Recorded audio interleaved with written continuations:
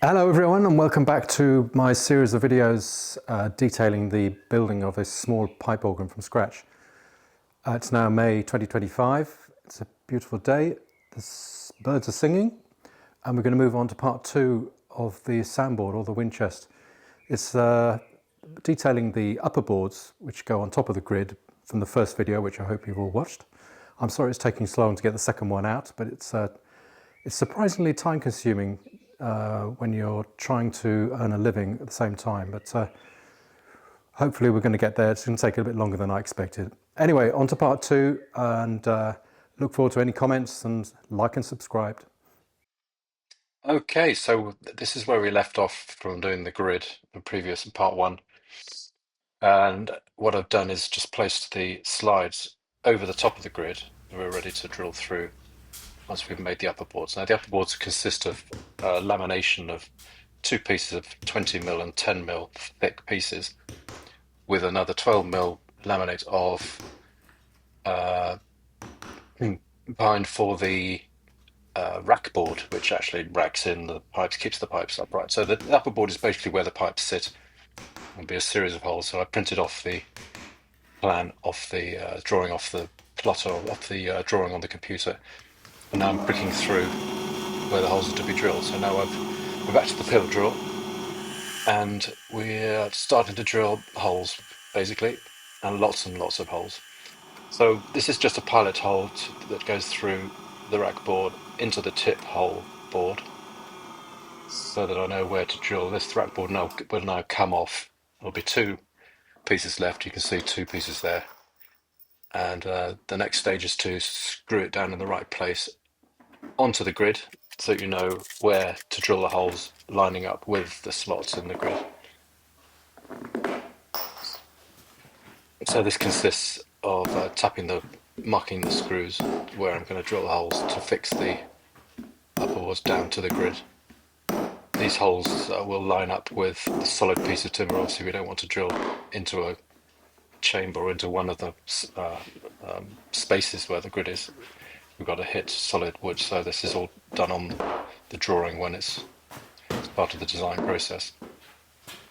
So I've tapped through to marking where to drill, and now we'll drill a pilot hole with a little bit of a clearance hole. So this is a drill within a drill, as it were. It's got a pilot hole drill of about 3mm, and another bigger drill attached to it, which does a sort of a slightly bit of a counter bore, so that it doesn't raise the grain of the MDF, and then I'll just trim off the excess that is produced with the process of drilling it. It's just, it raises the grain, as it were, and there's a lovely little chisel plane, just clears that off. So now we put the upper boards back and screw the screws into the drill holes, ready for the next process.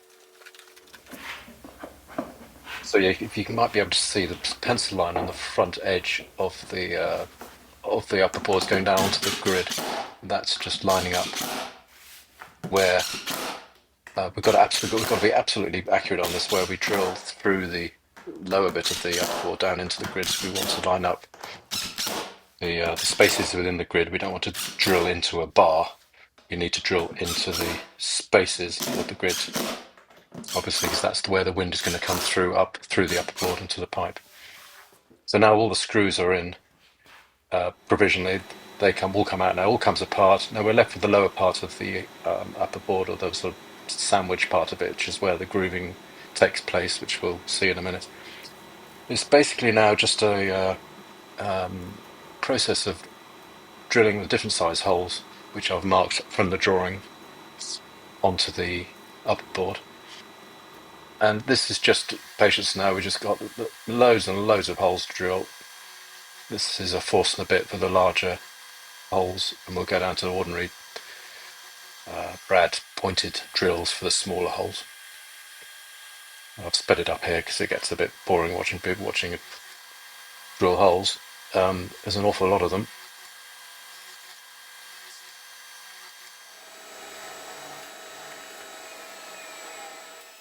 changing the drill, all I do is use a little bit of MDF there, 6mm MDF, to set the depth, so we don't want to go all the way through at this stage.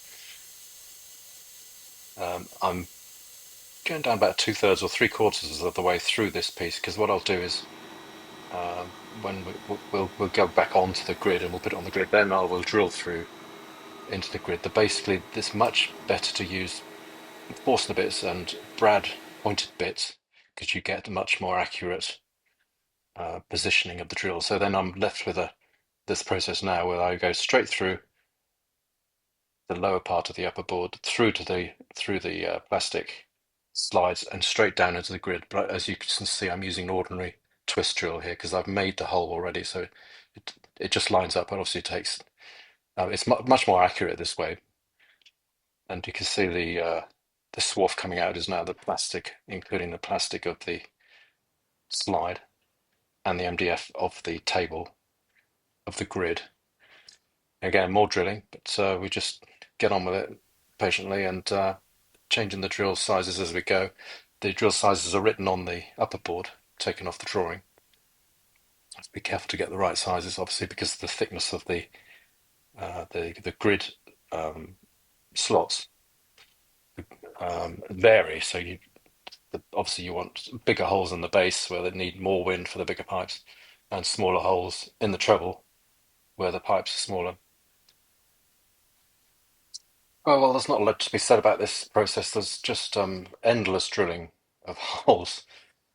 Um, it's strangely satisfying thing to do, but it can be rather tedious.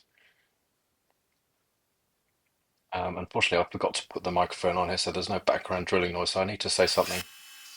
Um, we're going down from 10mm to 8mm. These are 8mm drill. We'll go down to 6mm in the extreme treble of these very small pipes. But this is it finished, and there, with the upper boards taken away, you can see where we've drilled down through the slides. Now, in the base of the soundboard, the upper board, you obviously have different size grooves, as I said, for the bass. You have bigger ones in the bass and the treble, but you can't just drill a bigger round hole in the bass because the chamber of the grid isn't big enough. So what you do, you cut lozenge-shaped holes, and we'll have little sponge slider seals, board seals, that will bridge the gap between the slide and the upper board to provide the seal so that it doesn't leak when you move the slide. And this process is done with a router against a straight edge. So you can see the lozenge-shaped holes, and I'm joining up the dots basically. And there are the finished holes routed into the lozenge shape on the top of the upper board, with the bigger holes being lozenge shaped and the smaller holes being round. And there are the slider seals, the sponges glued to the underside of the upper board.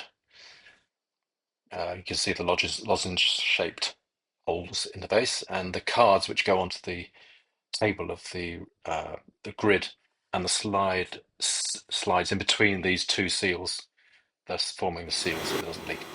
So now we've drilled down into the grid, we can replace the tip board, which is what the pipes sit on, and start drilling the holes for the pipes, where the pipes sit.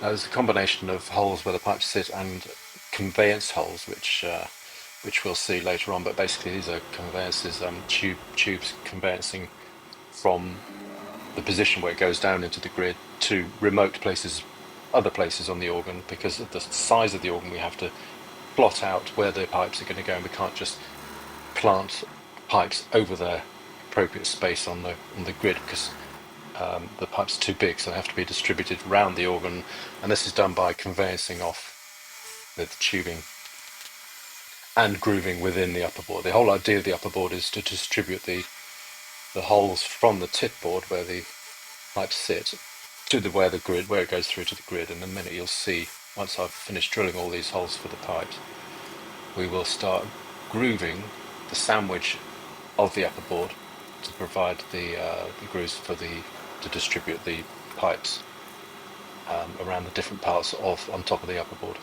It sounds a little bit complicated, but it will become clearer hopefully once I start routing the grooves. So more holes, lots and lots of holes, different size drills, obviously getting smaller as we go up to the treble. There's a little packing piece there, which I use to set the depth of the drill, so we don't go all the way through, which we really don't want to do. But this will, a lot of these, the little pipes will line up with the grid.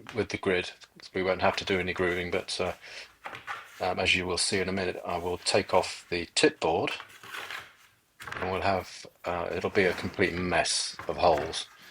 So the next process is to look at the drawing and mark where the grooves have got to go. So we've got to make sure that obviously the holes from the tip board go to the right holes down into the grid. So I will be marking these grooves very, very carefully, just following the drawing which is next to me. You can see marking the grills, the grooves that will have to be routed out. Got two upper boards, obviously, one for the 8-foot and one for the 4-foot and the 2-foot. This is the 4-foot and the 2-foot, the smaller holes being the 2-foot. Now we just have to be a little bit careful here because they're very, very tight, as you can see, going in between other holes. You have to be careful that they're going to the right hole. And then we put the sandwich in the vise, and we're going to router the grooves, basically freehand on the router.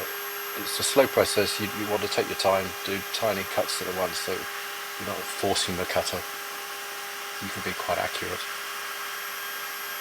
And these grooves go very, very close to other holes, and what you really, really don't want is the groove to obviously leak through the grain, through the end grain, into any other holes. You're going to get awful runnings and leaks. So what I will do once I've finished these grooves, I will flood the grooves with glue, sizing the sides of the grooves basically, so that no wind will get through from the grooves into any other adjacent holes.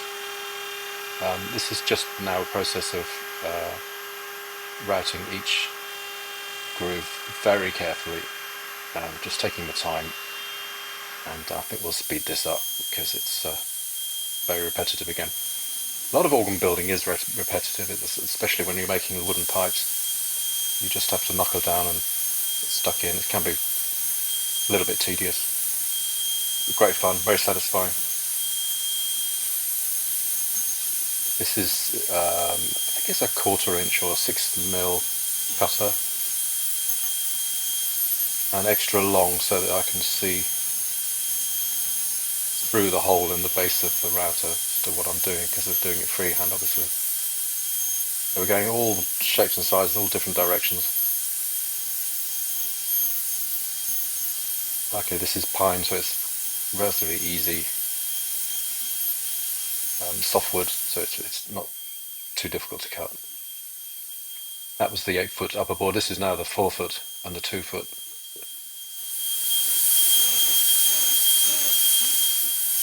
I give a quick shout out to this router. It's a DeWalt router of 1/4 inch collet. I must have had this for over 20 years, and it's absolutely brilliant. There's nothing else like it. I've never found a gooder one. As good a one. The extraction through the column of the machine is just brilliant. So you can't see any dust at all here. It's just extracting everything at source. So now we've cut all the holes, we've drilled all the holes, we've cut all the grooves. I've flooded the channels to make sure they don't leak. We can now glue the tip hole board, top board, to the lower sandwich board. And to do this, I will be gluing both sides of the boards, and then put it in a vacuum press, which is terribly exciting. This thing is just brilliant. What you do is you put it in a bag, basically, you seal it, and then you extract the air out of the bag, thus producing a vacuum. And you can exert huge pressure on it, and even pressure as well. It's a bit of a noisy bugger, but it's worth it. Just works a treat. So once they're done, we can move on to gluing the table, the top of the grid now onto the grid. We've done the underside of the pallet board, and we're going to use a large glue dispenser here, a roller again, which is just perfect for the job. We'll put the glue on both sides, starting with the grid. Again, it distributes the glue really evenly. This device is fabulous. It just spreads it out exactly how you want it. Little lever that you pull to let the glue through, and then you release it to stop the glue flow, so you can control it, control the amount of glue you put on really accurately. So that's the glue on the grid.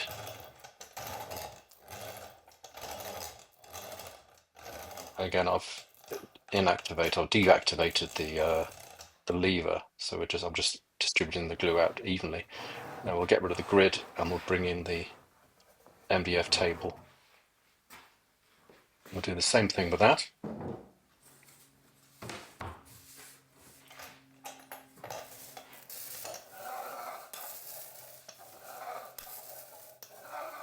Again, this is Type Bond original glue. I use it pretty much for everything. It's brilliant general purpose glue. You can see how evenly the glue goes on with this roller.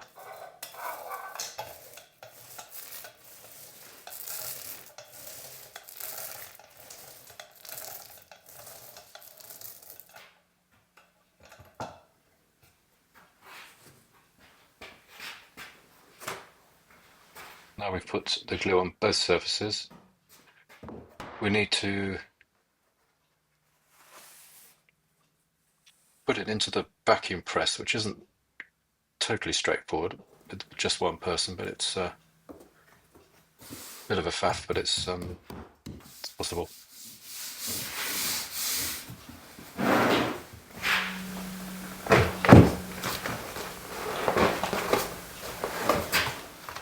On the side, you can see some white felt. That basically distributes or it helps the air being extracted evenly throughout the bag, so that we get a total vacuum, which is obviously very important. You want a complete even pressure over the whole thing. But you can get bigger bag. I mean, I've got a bigger bag here. When I used to do bigger organs, I had 8x4 huge bags, which you put much bigger wind chests and with grids in, and it's really very impressive process. So what I'm doing there is just putting some extra bits on the ends, because the vacuum pushes in from not just the top and bottom, obviously, but it's pushed in from the sides as well. So it tends to push in the end of the grid, which we don't want. You don't want the ends of the grids to bow in. So I've just put reinforcement pieces there to stop that from happening. Put the final bit of felt in to distribute the air evenly. And we seal the bag with a tube and a rod. Obviously, it's got to be totally sealed, otherwise it won't be a full vacuum, proper vacuum.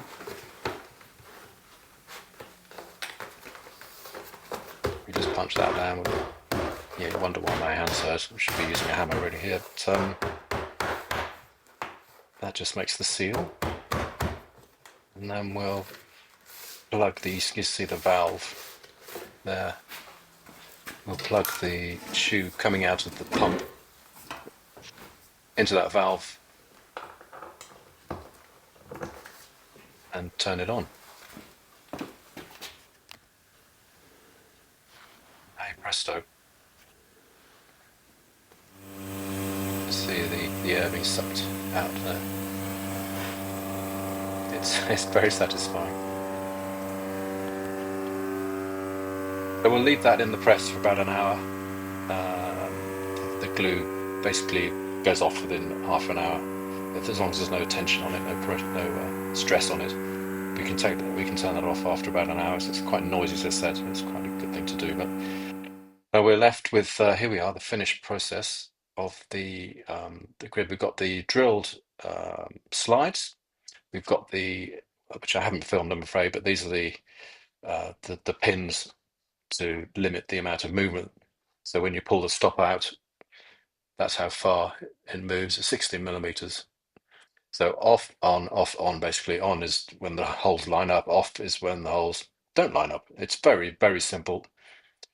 Same process been for hundreds of years. So now we've cleaned up the upper boards and the tip boards, and we're just going to burn the holes where the metal pipes go. Now it's not really necessary. We could just countersink them, but it hardens the wood slightly, and it should seat the pipes should seat better. We're just using a stone, a very very high velocity on the pillar drill, and it burns the countersink. You see the smoke coming out of it. So that's the final process as far as the upper boards are concerned. And there is the finished product with all the drills holed for the pipes and the conveyance holes and the slides obviously running in between the upper boards and the grid. And here I've just placed the rack boards on so you can see what they would look like. There's aluminium tubing are the pillars, and the screws go through the rack board. And this will be drilled to the right size holes for the pipes when the time comes. Thank you for watching. I'm very aware that you've had to put up with an awful lot of waffling, and I hope it makes sense. But the next process will be the underside of the wind chest, which will be the wind regulator and the pallets and the well where the wind is stored. Anyway, thank you for watching.